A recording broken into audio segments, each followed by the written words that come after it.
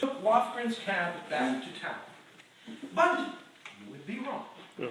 Vita returned to the institution less than a month later to consult with Doctors Chumley and Sanderson about a troubling matter. It's what Elwood's doing to himself. You see, Harvey had encouraged Elwood to take up a new hobby, which involved the use of the Sears Roebuck women's lingerie section, his left hand, and that part of his anatomy which Elwood liked to call John.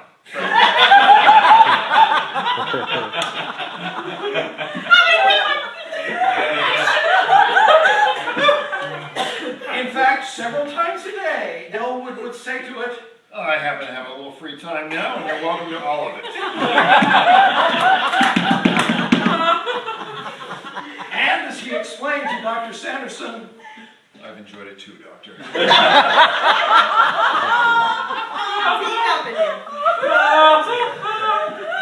Vita wouldn't mind so much, but Elwood wasn't very discreet about it.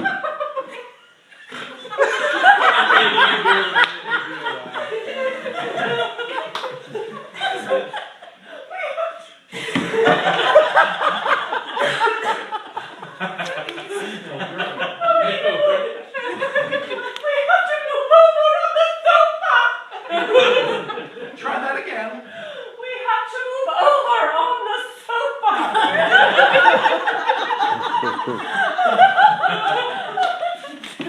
Ever since he was a little boy, he always wanted to share everything he had with her.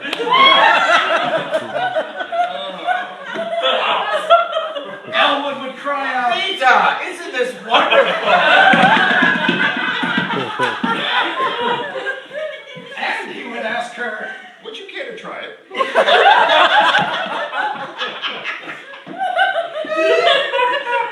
Vita and Myrtle May always left when Elwood began to do this, But not fast enough.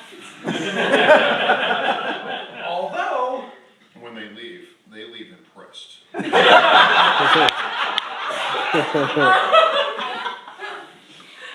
You're killing me there.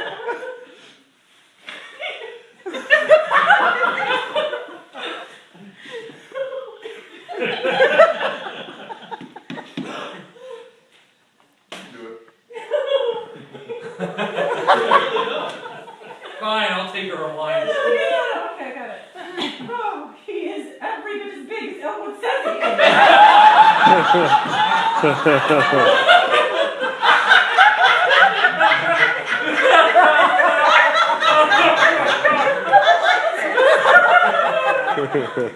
Wood and Elwood. Dr. Sanderson believed that there was nothing wrong with this behavior because he engaged in it himself. I can believe that part of it. You see, Dr. Sanderson always believed that sex should be with, Someone you were very fond of, with whom you spent many happy, carefree hours? and that pretty much eliminated everyone else. Well, almost everyone. Everyone except that one person who seemed to enjoy pleasing men maybe a little too much. Well, if you can't do a favor for somebody, why are we living? She has, and she does. Constantly.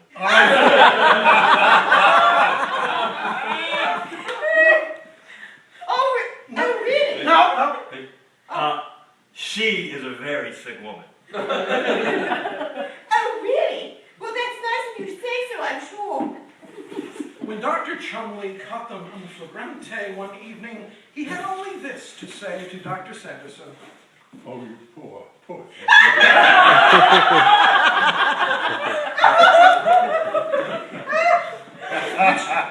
Which is why, despite all his screw-ups, Dr. Chumley keeps Dr. Sanderson around. He has a function. You see, Betty has an insatiable sexual appetite. And she and Dr. Sanderson satisfy it wherever the urge strikes, including, but not exclusive to, The conservatory, the library, the dining kitchen. Along the fence by the main road.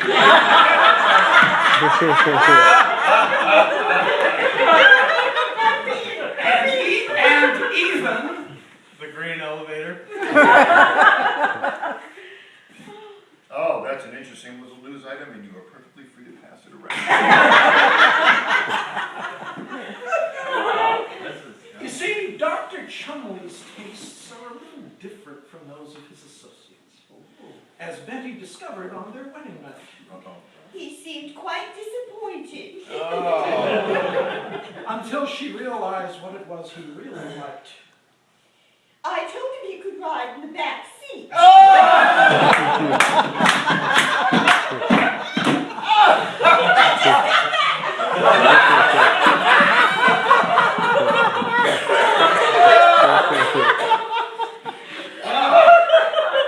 Chumley had to admit. It interests me.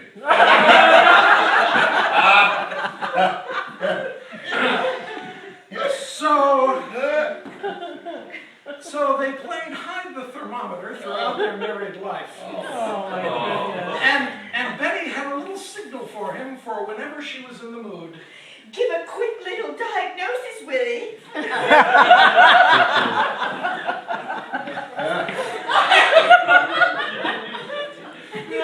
At first, Dr. Chumley thought that this proclivity of his would not last. That buggery was, in fact, Some new fad. even though, going back to his school days, Chumley had earned the nickname Mr. Brown.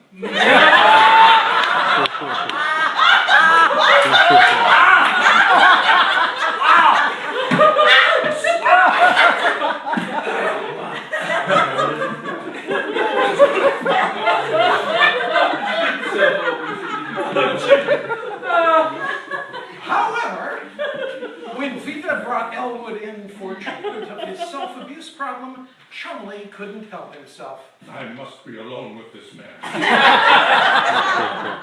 That certainly appeals to me, Doctor. Chumley asked Elwood to demonstrate what it was he was doing. And soon... Would you like me to do that? Oh, yes, these things are often the basis of a long and warm friendship. Later, it became rather heated, and Dr. Chumley raised his voice. The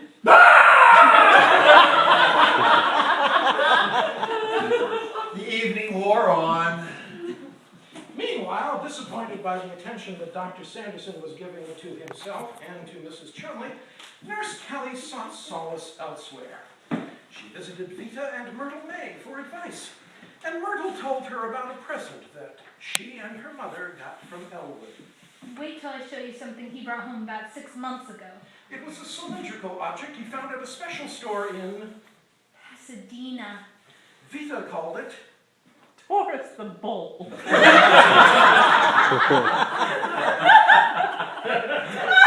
And he is bigger and grander than anything they offer me. Yes, Taurus was one of those things that seemed almost too good to be true. Men liked him. Women liked him. I liked him. One end of Taurus was designed for male use, and the other for female use. Oh. But I know which is which. Vita kept it hidden under her bed. Oh my God. I don't want Elwood to have it. But she needn't have bothered. I have plenty more. Yes, every day, Vita couldn't wait to... Get upstairs to my own bed where I could just let go.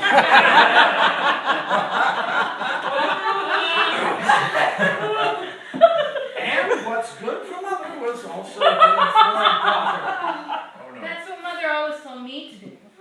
The neighbors always knew when Myrtle May was playing with Taurus. Oh God. Oh my God.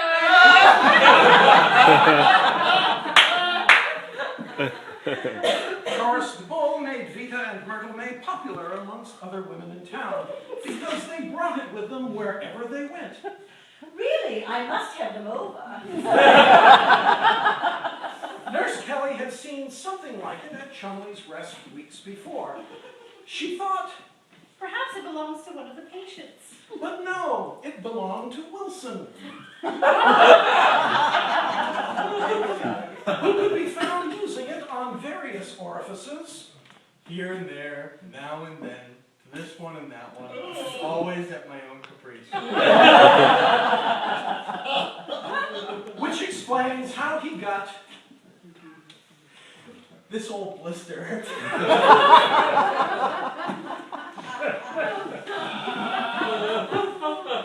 At Myrtle May's urging, Nurse Kelly went out and purchased a Taurus the Bull for herself. At first, The idea bored me stiff. Sounds like her.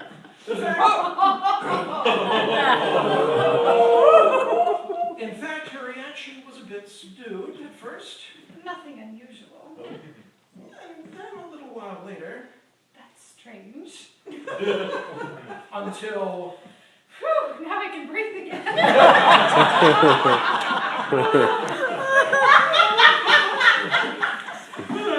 Vita told her how best to use it.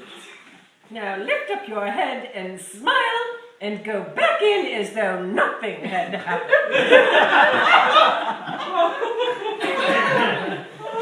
I actually loved that line. So now Nurse Kelly has one of these precious toys, and as she told Elwood, I'll never feel happier, Mr. Dowd. I know it. I doubt it. You'll never know, Doctor.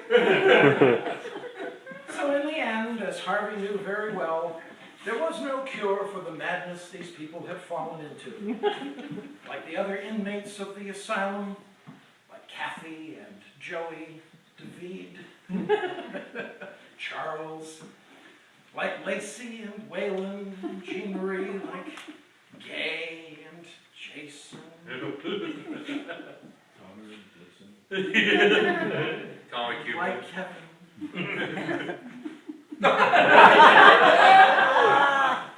and Rick and Kendra and Dave and all the others. There were a lot of them and they circulated. They were all theater people, these inmates of the asylum. And theater has an effect on people. Oh, we always have a swell time. Take it from me. Take it from me. You don't have a word? No. The biggest screwball around. It's time to say goodbye to the old fellow. And so let me conclude with a quote by Lofgren. Glad I met you. Glad I met you. Thanks.